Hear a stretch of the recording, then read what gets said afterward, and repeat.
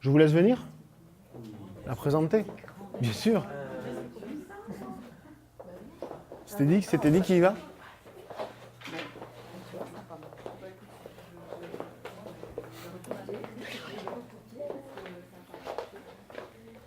On est sous un contrôle film, Michael.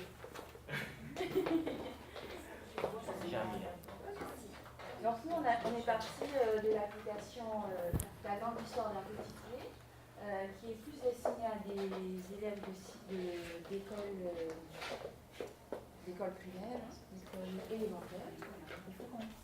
Ouais, il faut que tu parles pour que ça enregistre là-bas. D'école élémentaire, donc c'est une application qui est agréable parce qu'elle est simple d'utilisation. Il est possible en plus de revenir, c'est une histoire qui est un petit peu longue, mais l'intérêt c'est de pouvoir revenir sur certains épisodes avec une manipulation assez simple. Donc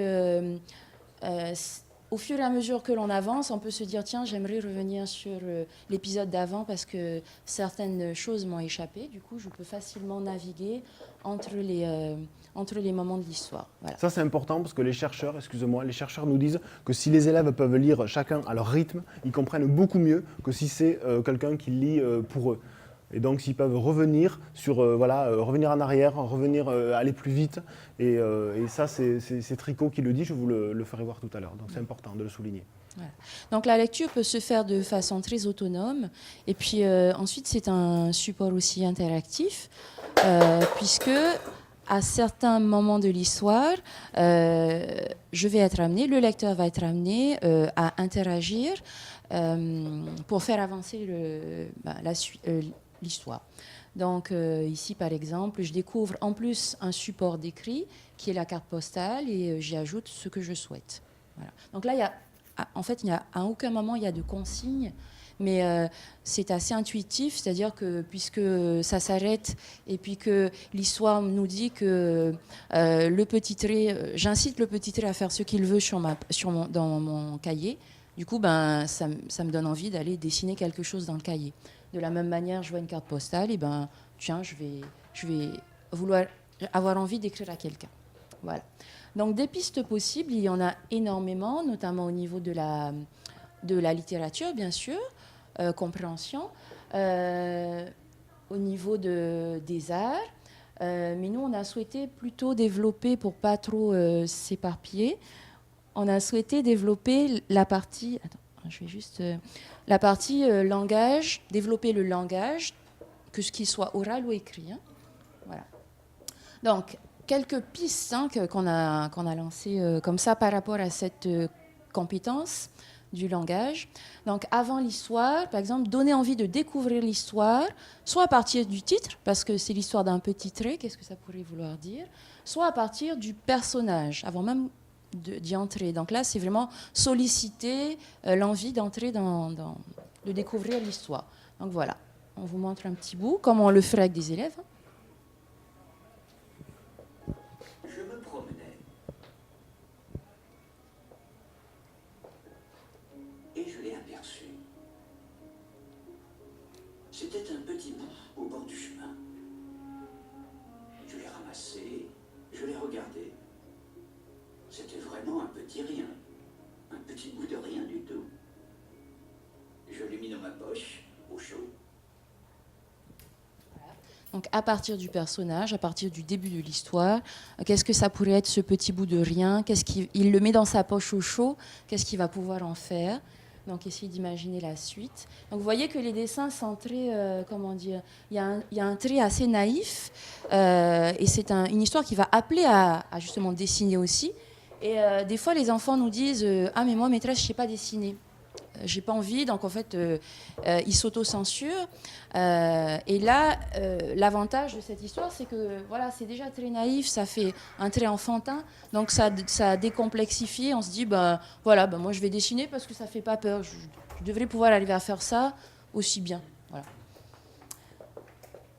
Ou bien, toujours avant l'histoire, ça c'est une autre piste, il ne faut pas en faire trop parce qu'il ne faut pas non plus trop ménager le suspense, mais travaille sur les images à partir d'un moment de l'histoire, pas forcément le début, pas forcément le titre, mais à l'intérieur. Donc là, vous voyez un autre moment. Le dimanche, on sortait en famille.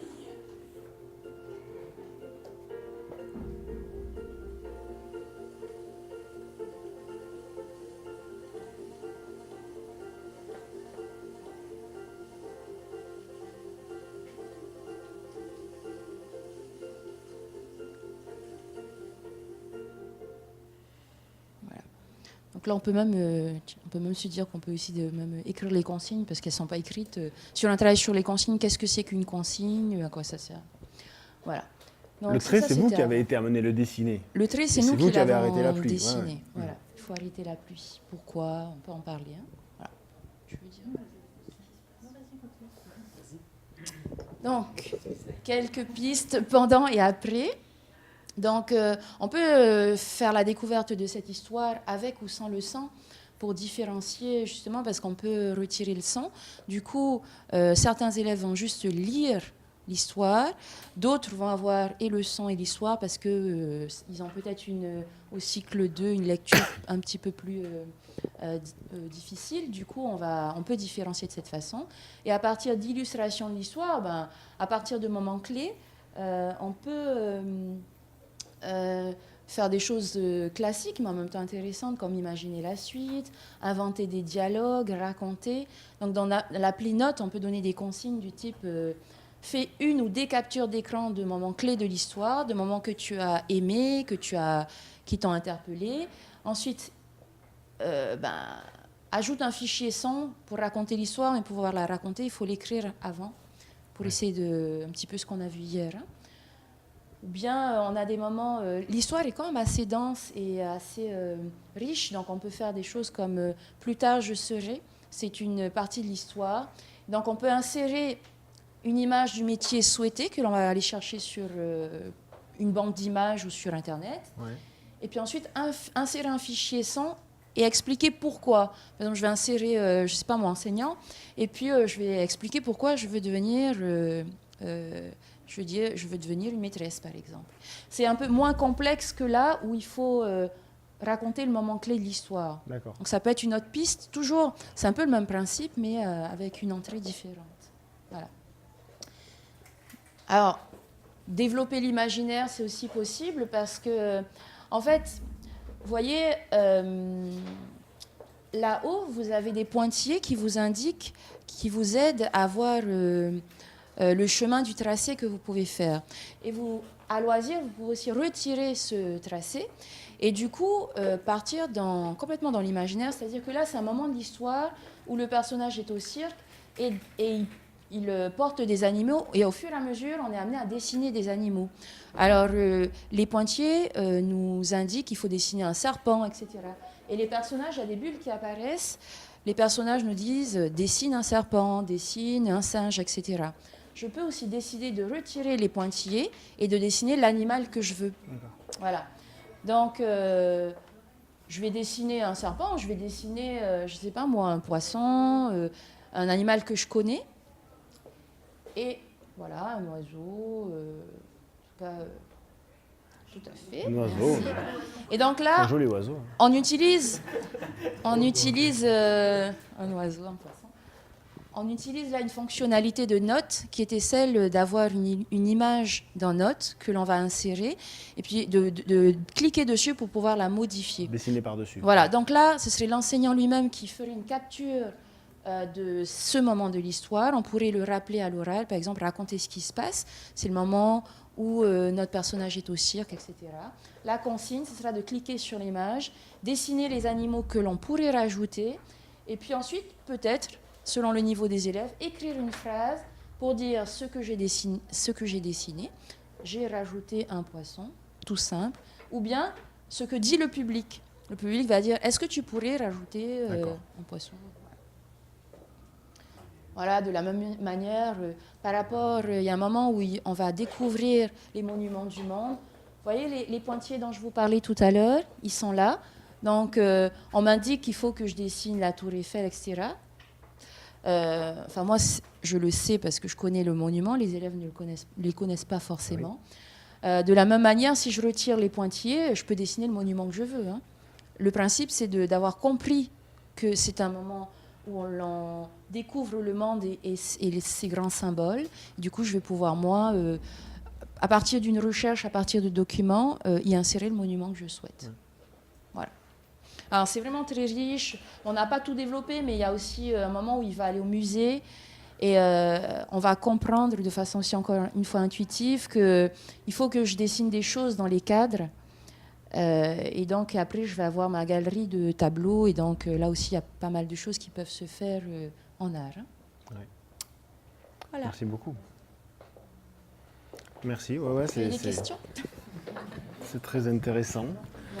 La façon dont vous avez exploité ça, moi c'est quelque chose que j'ai jamais exploité en classe parce que j'ai pas des élèves de ce niveau-là, donc je sais pas du tout. Voilà, j'aurais jamais eu autant d'idées que vous en avez eu là, et c'est très intéressant. Et je pourrais m'en faire le porte-parole auprès de vos étudiants cet après-midi. Et je dirais que c'est moi qui ai inventé tout ça, bien sûr. Voilà. Je dirais vos profs sont restés secs par rapport à ça, donc j'ai été obligé de leur faire voir des trucs. Bon. Non, je serai tout à fait honnête. Bon, merci beaucoup en tout cas. Est-ce qu'il y en a d'autres qui ont pensé à des activités sur Morphosis, je crois? Oui. On n'a pas eu le temps de le réaliser. Ah, mais vous pouvez nous en parler. Ah, ils vont nous en parler. Alors, Je ne sais pas si c'est toujours difficile de parler d'une application que les autres n'ont pas vue. oui. Donc il faut. Oui. Capture d'écran, de vidéo. Alors voilà, j'ai toujours le même problème, moi, hein, avec mon VGA. Mais je vais l'afficher. Tu veux l'afficher et la faire voir quoi? C'est sûr.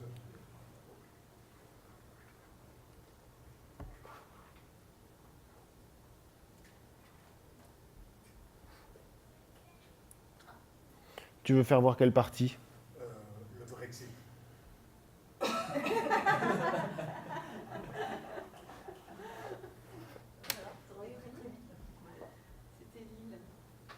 Lille? Ah ouais. Le Brexit, ça ne date pas d'aujourd'hui. C'est vrai que...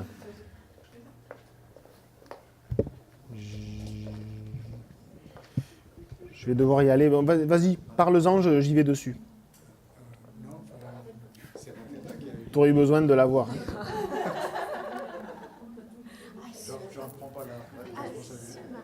Non, mais elle nous a parlé de freeze, de machin, plein de trucs. Alors vas-y. Je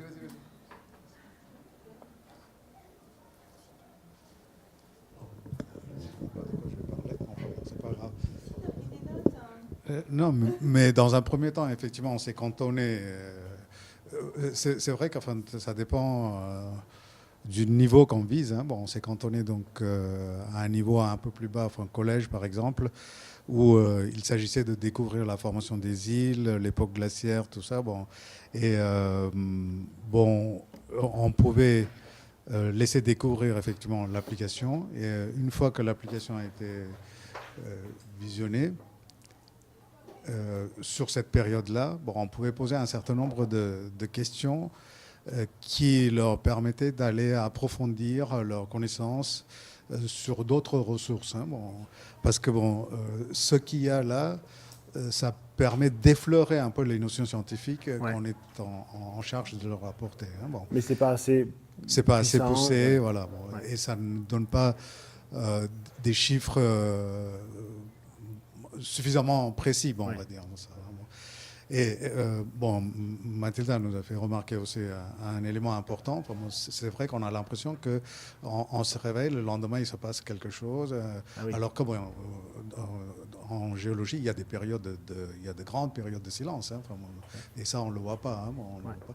Donc, on pouvait éventuellement leur permettre de fabriquer une frise Ah ouais. géologique en se basant effectivement, enfin, en entrant dans la En matière. capturant des images? Voilà. Et avec des ressources beaucoup plus scientifiques. Alors, c'est là qu'intervient ce que toi tu dis, l'immersion. Enfin, bon, pour l'immersion, enfin, pour le début de l'immersion, l'outil est très intéressant. Mais après, on ne peut pas se contenter que de ça. Quoi. Ouais. Ouais, il faut dépasser l'application, du moins pour le collège en tout cas, ce que tu disais, pour commencer à dire tiens, voilà, on est rentré dans un sujet, mais après il faut aller plus loin. Et c'est pour ça qu'on peut faire découvrir l'application et après sur Note ou ailleurs, hein, poser des questions, mettre des liens pour que les gamins aillent voir sur des choses beaucoup plus scientifiques pour dépasser le simple fait, même si elle est très riche, elle balaye des choses qui sont complexes, et elle les balaye quand même assez rapidement. Ouais. Oui, tout à fait. Oui, c'est certain. Alors, j'ai toujours mon problème Là, je ne peux rien vous faire voir. Soit il n'y a que moi qui le vois, soit vous le voyez, mais c'est figé sur une seule image. Oui, c'est- Donc vous avez eu l'occasion de le découvrir un petit peu. C'est une appli qu'il faut prendre le temps de découvrir, quoi. Parce que là, on a le temps de faire 2-3 choses. Or, il y en a une cinquantaine de petites activités de découverte, hein. Donc il faut aller chercher celles qui nous intéressent le plus. On peut aussi capturer en vidéo un moment qui nous intéresse pour travailler dessus, le mettre dans Notes. Tu parlais tout à l'heure est-ce qu'on peut aller chercher enfin, je veux dire, il faut avoir vu tout pour pouvoir voir la révolution industrielle, par exemple. Donc toi, tu peux le faire, aller capturer en vidéo la révolution industrielle, le mettre dans une note et voir comment ça peut être intéressant sur un rapport avec un roman, pourquoi pas en littérature. Enfin, il y a une chose qui est intéressante là-dedans, c'est que on ne peut pas s'endormir devant l'application. Enfin, si, on peut s'endormir. Dans ce cas, l'application ne bouge pas, quoi, hein. Enfin, bon, Ouais. ça reste là. Et on est obligé d'interagir. Et ce n'est pas forcément évident, hein, enfin, d'interagir. Bon, le jeter, par exemple, Oui, c'est vrai. Ah, Quelquefois, on se demande ce qu'il faut faire, hein. ouais, il faut chercher, quoi, hein. Oui. Il faut chercher. Alors si on est un peu pressé, on peut passer ces activités-là. Oui. Ouais, ces activités-là, on peut les passer si on a envie de découvrir plus rapidement le contenu scientifique. Mais c'est vrai qu'on on est obligé de ne pas être passif. Voilà, Dans toutes ces applications, que ce soit Petit Trait, Morphosis, Adeline et puis Falena, si on reste passif comme devant une vidéo, C'est- ben, ça ne marche voilà, pas. voilà. Et c'est ça l'idée aussi, c'est que faire en sorte que les élèves ne puissent pas, entre guillemets, s'endormir devant le support, effectivement. Ok, très bien. Est-ce qu'il y en a qui ont travaillé sur autre chose ?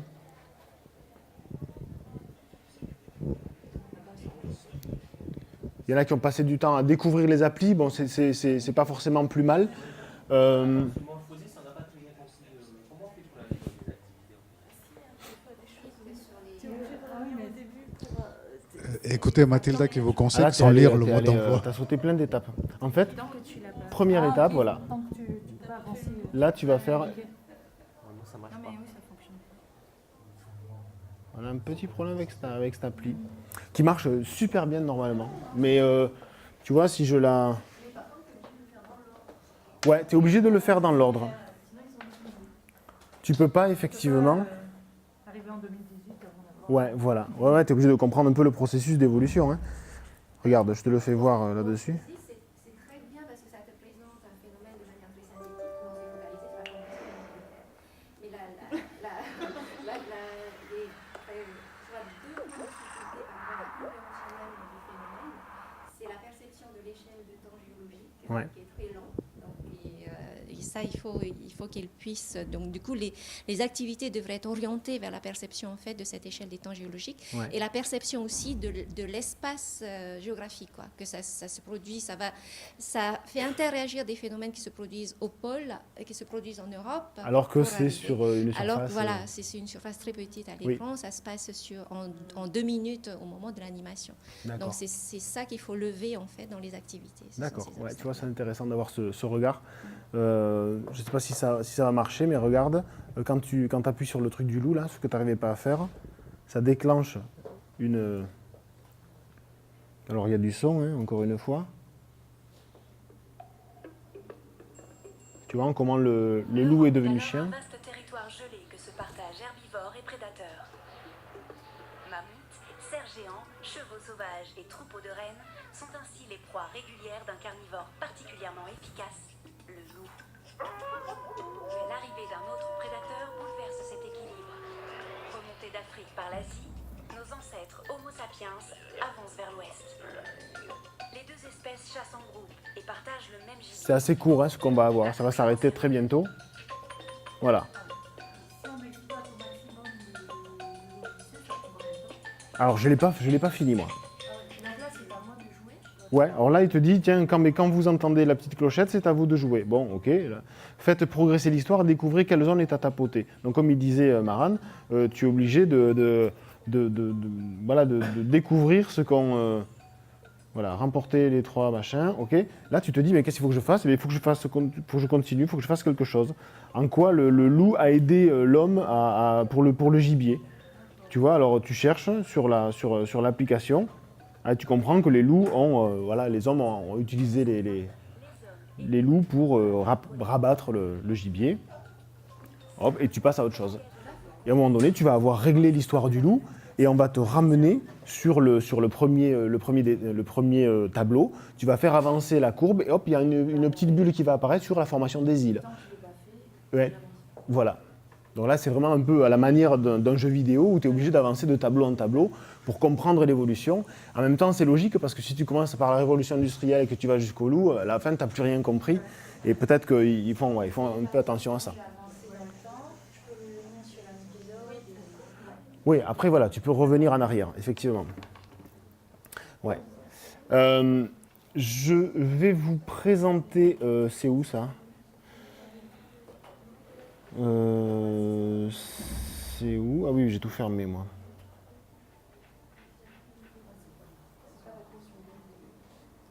Voilà. Ouais, je vais vous présenter un petit peu Falena pour que vous voyez un petit peu le potentiel de cette application. Ça, c'est la keynote. Donc, Falena, c'est cette bande de défilé qui se regarde. On l'a fait défiler à son rythme, c'est une histoire. Il y a 1h15 de lecture environ. Je me rends à Falena, voilà. Voilà, donc une bande de défilé physique qui a existé, qui a été présentée à Angoulême donc en 2016, et puis une application. Cette œuvre, donc, elle se lit par ce qu'on appelle le scrolling horizontal, c'est-à-dire qu'on fait défiler avec le doigt, tout simplement. Longueur donc équivalente à 1600 écrans d'iPad vers la droite. Des effets de parallaxe, c'est-à-dire c'est un effet qui imite un petit peu la 3 dimensions. Cet effet-là, vous l'avez sans doute remarqué dès le début. Voilà, vous le voyez ici, l'effet de parallaxe. La parallaxe, c'est quand le fond, c'est quand comme s'il y avait deux calques, deux images. La première défile plus vite que celle qui est au fond. Et donc ça donne cette impression-là, vous voyez ? Donc voilà, c'est très beau, c'est immersif, il y a un son qui est génial. Donc, accompagné d'une création sonore, l'application est gratuite, ça c'est important. La bande de défilé, vous la voyez, en fresque physique. Donc, installation monumentale, 115 mètres sur 1,10 m de hauteur. Les gens marchaient à côté et étaient géolocalisés et pouvaient avoir la bande sonore dans leurs écouteurs. Regardez, vous la voyez un peu mieux, la bande de défilé, là, sur 115 mètres de long. Elle avait été installée à Angoulême, donc. Elle a été réinstallée dans 2-3 endroits depuis, mais je crois que là, elle doit être enroulée dans un placard. C'est un peu dommage, sans doute. Donc, Falena, c'est l'histoire. Donc, c'est une fiction mythologie qui mêle mythologie et science au cœur d'un même récit. Le pitch, c'est quoi ? C'est Falena raconte l'histoire d'Audrey, une jeune fille qui souffre de crises hallucinatoires, au cours desquelles elle voit des baleines. Bon. En lui faisant passer des examens, un neurologue décèle chez elle un physiteur, qui est une structure anomalique qui permet à ses porteurs de rester longtemps en apnée.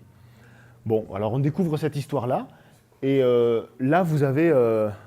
alors c'est intéressant parce que Maran, il a un réflexe qui est génial et que les élèves ont au bout d'une dizaine de jours. Maran, de suite, il dit qu'est-ce que c'est un physiteur, il va vérifier. Alors l'œuvre nous dit un physiteur, c'est une structure anomalique qu'on a dans le cerveau et qui peut nous permettre de rester longtemps en apnée. Et c'est quoi un physiteur ? Tu vas nous dire ce que c'est. Oui, c'est une variété de cachalot. Donc en fait, tu dévoiles en partie quelque chose qui est intéressant, c'est que Marietta Rennes, l'auteur de ce récit, elle a mélangé plein de trucs. C'est-à-dire qu'à un moment donné, elle a inventé le nom d'un dieu, il s'appelle Nécerton. Mais en fait, Nécerton, c'est un médicament contre la migraine. Et donc, elle a pas arrêté comme ça de se servir de tout un tas de choses. Il y a un auteur d'un livre qui n'est pas du tout auteur d'un livre parce que c'est une chorégraphe danoise. Et donc, moi, je m'en suis servi de ça pour faire en sorte que les élèves fassent de la recherche documentaire et vérifient les sources. En fait, vérifient voilà, qu'ils aient un peu d'esprit critique. Et ce qui est intéressant, c'est qu'au bout, il y a toujours une récompense. Alors que souvent, quand on vérifie quelque chose qui n'existe pas, exemple, je prends le BIC 4 couleurs, ou alors voilà, le BIC 4 couleurs est un objet qui a été inventé pour faire péter les plombs aux profs. Voilà. Vérifions cette source ensemble. C'est faux, c'est inventé. Personne ne va pouvoir dire si c'est faux ou c'est vrai. Ça n'est pas. Je viens de l'inventer. Or là, quand on vérifie des informations, eh bien, on a toujours une espèce de surprise à la fin. Donc Physiteur, ce n'est pas du tout une structure anomalique, mais c'est un cachalot. Ben, bizarrement, elle voit des cachalots. Donc tout est entremêlé dans cette histoire. Et on voit comment elle a réussi à faire en sorte d'avoir de l'imagination. Les élèves disent toujours, mais moi, je n'ai pas d'imagination. Mais elle a pioché à droite à gauche tout un tas de choses pour arriver à fabriquer son récit. Là, vous voyez la réaction d'une élève de 3e qui a lu Falena en cours. Ça captive, quoi. Donc c'est quand même quelque chose d'agréable à lire et on a tout le temps qu'on veut, on a des sons même en arrière-plan, ce qui nous y met vraiment dans cette bande dessinée. Et du coup le fait de faire comme ça, ben, c'est aussi agréable, c'est une autre façon de lire. C'est pas le fait de tourner des pages, là c'est vraiment de faire défiler un écran, c'est vraiment comme ça qu'on va lire de main en main. Et en fait, grâce à cette lecture, déjà, on découvrait un nouveau style de lecture qui pourrait plaire à plus de monde. Et puis, on découvrait aussi des choses comme, où on révisait des choses comme le passé composé, l'imparfait.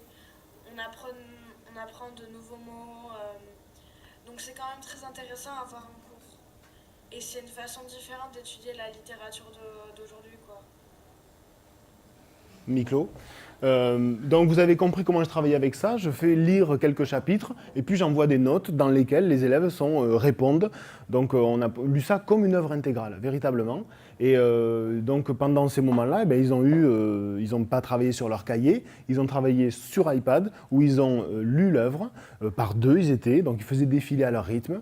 Et donc j'envoyais la note à mes élèves, comme ça, sur l'iPad.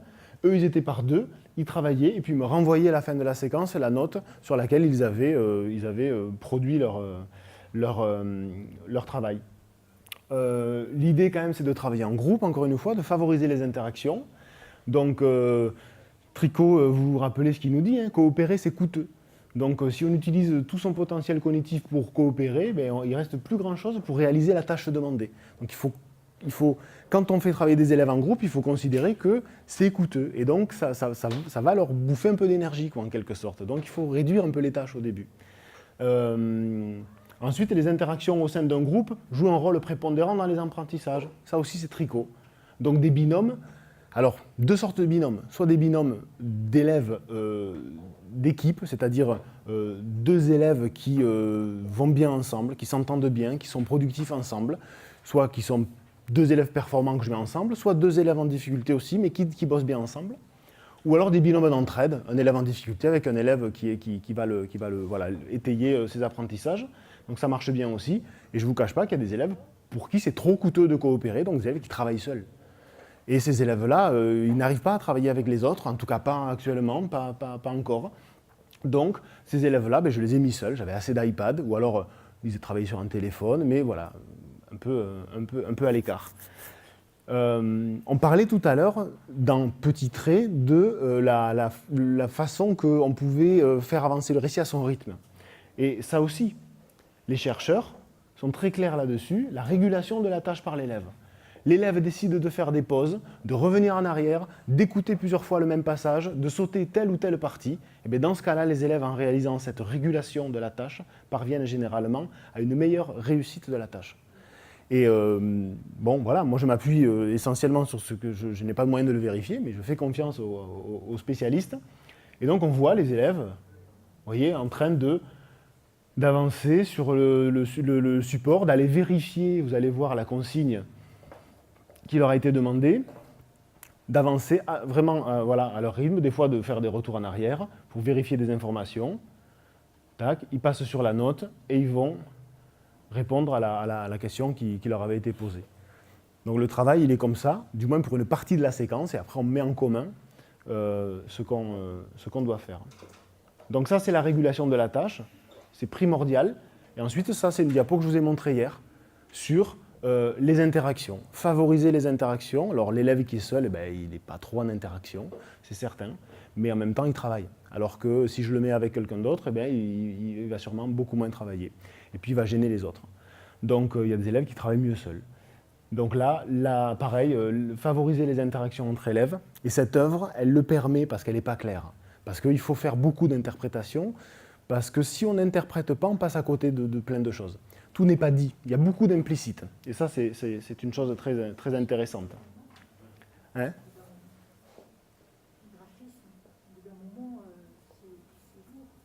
C'est-à-dire? Alors, Zoé, l'élève que vous avez vu, elle nous a dit, je ne l'ai pas mis là, mais parce que je lui ai fait une longue interview, mais à un moment donné, elle dit, c'est bien que ce soit en noir et blanc parce que ça fatigue moins le regard, parce qu'ils ont passé beaucoup de temps à le regarder. Et elle nous disait, il y a un côté, un peu comme un texte, quoi. C'est en noir et blanc, un texte. Et du coup, il trouvait ça, moi je n'avais pas remarqué. Hein. Ah ouais, tu trouves que c'est difficile à lire? Il y en a qui l'ont lu ici. Alors il y a ton collègue là qui l'a lu hier soir, toi Harry qui l'a lu. Florence, tu l'as lu. Tu as trouvé que c'était un peu... Non, mais par contre, j'ai enlevé le son.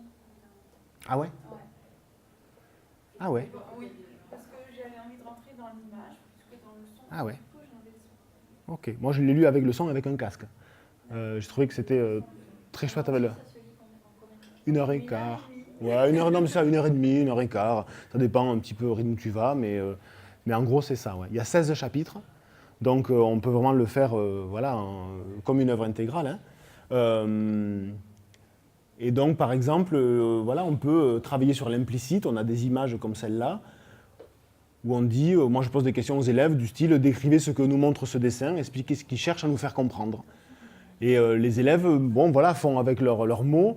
Ce dessin nous montre le début de ces crises, puisqu'elle fait des crises, ainsi que pour nous plonger à la place d'Audrey, dans un état de résonance où tout serait vu en plusieurs fois. De cette façon, il veut nous faire comprendre qu'Audrey souffre. On pense que cette image montre qu'elle fait semblant d'être heureuse alors qu'elle ne l'est pas. Et c'est exactement ça, quoi.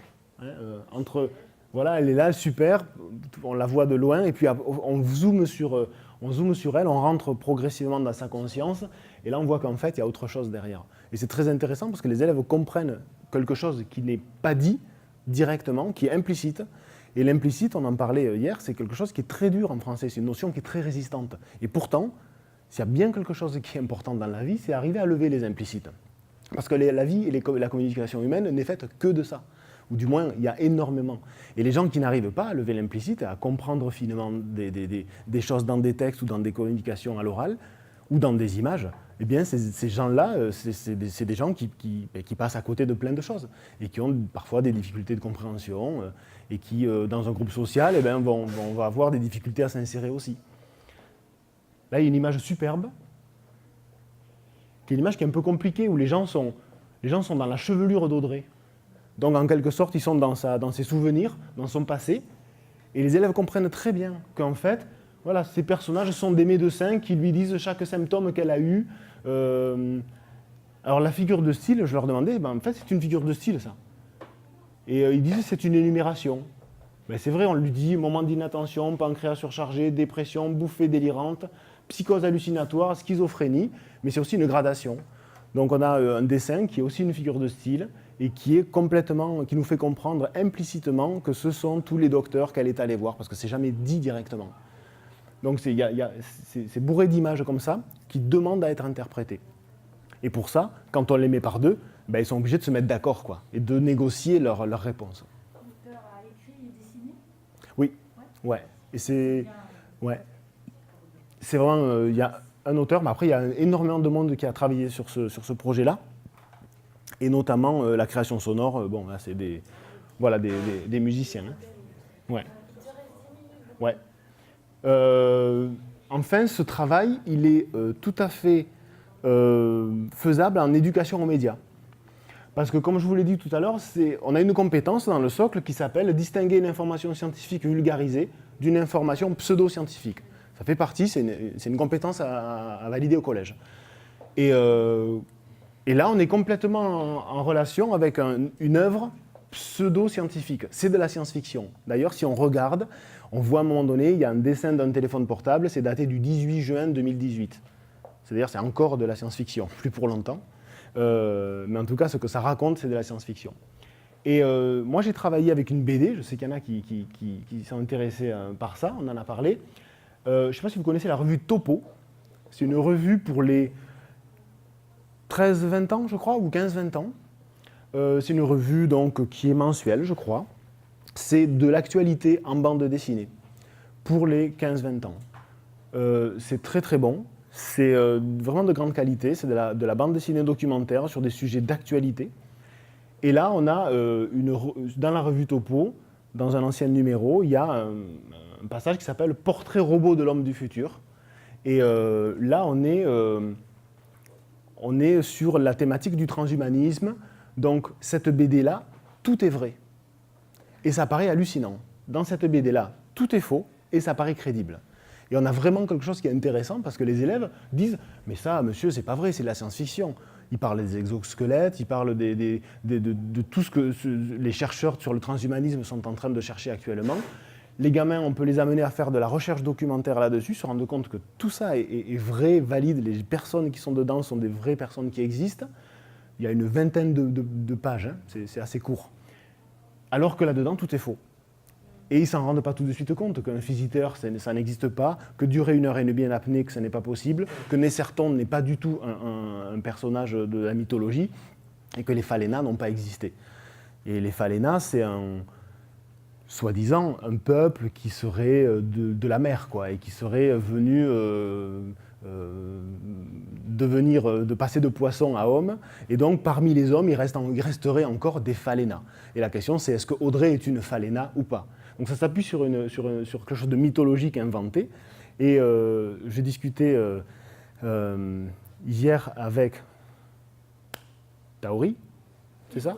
Touari, je ne vais jamais y arriver, je pense, hein, avec Touari, qu'il me pardonne. Et Touari me disait qu'il y a une légende polynésienne qui parle de ça, qui sont les chasseurs de perles. On dit encore à Rangiroa que ceux qui sont utilisés, les hommes qui vont dans les fermes de perles, on doivent aller toujours donc plus longtemps sous l'eau, et on raconte que ce seraient des descendants des sirènes. Et c'est marrant parce que moi je ne connaissais pas du tout ça, mais ça fait un pont avec cette histoire-là qui est une histoire voilà, très riche et utilisable dans pas mal de domaines, je pense. Ça, si vous voulez, je pourrais vous l'avoir. Si ça intéresse certains, je l'ai en PDF. Il y a 20 planches, je crois. 20 pages, en tout cas. Je pourrais le passer à Florence et elle vous le fera passer. Parce que c'est vrai qu'à travailler les deux ensemble, c'est quand même chouette. Ouais.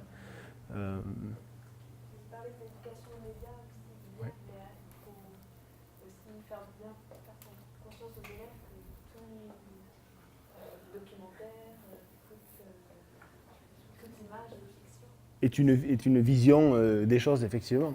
Et dans la BD documentaire, la BD documentaire, elle a ça de plus que le documentaire, c'est qu'elle permet de faire voir des choses que personne n'a vues. Je veux dire, si on fait un documentaire filmé, il faut filmer les choses. La BD, elle permet de voir des choses que personne n'a vues. Il y a une BD sur Florence Aubenas qui est sortie, on voit les moments où les ravisseurs la mettent dans le coffre de la voiture. Or, qui a vu ça? Personne. Il n'y a que Florence Aubenas qui peut le raconter. Et donc, voilà, le documentaire, c'est quand même toujours à travers l'œil de quelqu'un, effectivement. Et on pourrait avoir des... Ouais, c'est... Alors, surtout les documentaires animaliers. Enfin, par exemple, où on commence à donner des noms aux animaux et compagnie. Alors là, on s'en donne à cœur joie, quoi. Mais voilà, je trouve que c'est une appli voilà, qui est gratuite, qui est superbe et qui, en tout cas pour les lettres et pour l'anglais, puisqu'elle existe en anglais, il y a vraiment de nombreuses choses à faire. J'essaie de la faire voir au plus de monde possible. Voilà. Donc, je vous remercie en tout cas pour votre implication. Et puis, le mot d'ordre, c'est n'hésitez pas à détourner des applis, parce qu'elles ne demandent que ça, quoi, en fait. Les applications. Merci à vous. Merci à vous. Ouais. Hop. Ça, c'est mon adresse email. Ça, vous en fichez un petit peu, parce que cette présentation, elle est déjà sur SlideShare. Enfin, vous en fichez ou pas. Hein. Si vous voulez la retrouver, cette présentation, vous l'avez sur SlideShare. Et après, vous avez mon adresse Internet, bien sûr. Et ça, c'est le fil Twitter. Hein. @bevergne. Vous pouvez me retrouver là-dessus aussi, mais autrement par internet, par mon adresse, ça marche aussi très bien. Si vous avez des questions, si vous voulez retrouver des noms d'applis et tout, n'hésitez pas à m'écrire. Est-ce que demain soir, la conférence porte sur les choses qu'on a commencé le jour? Non, pas vraiment. Je vais m'appuyer sur 2-3 trucs, en parler très brièvement, mais je vais faire quelque chose de beaucoup plus grand public, quoi. C'est-à-dire, ça ne sera pas forcément que des profs. Donc, on va parler plutôt de le numérique dans notre société, et particulièrement en éducation. Mais ça va être des choses voilà, plus générales, quoi. Je ne vais pas dire, voilà, utilisez telle application comme ça pour faire tel cours, parce qu'il y aura potentiellement peut-être même des parents d'élèves ou des gens qui sont juste curieux, quoi. Voilà. Alors cet après-midi, je vais essayer de leur faire voir des détournements d'applications comme ça un petit peu, mais on va essayer de faire de la radio aussi ensemble. C'est ce que je me suis dit, ouais, je me suis dit à y être, bon voilà, ils sont très nombreux, mais bon, on va voir combien ils sont, on va voir si c'est possible d'organiser un petit peu de radio, ouais.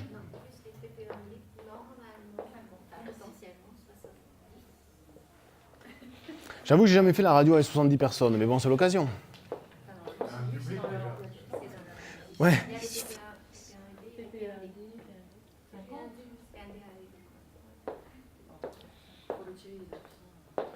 Donc c'est dans un grand amphi qui est comme ça? Ouais.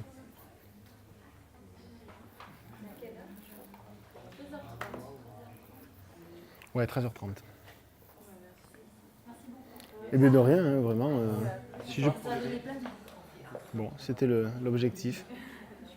Et ouais, 13h30.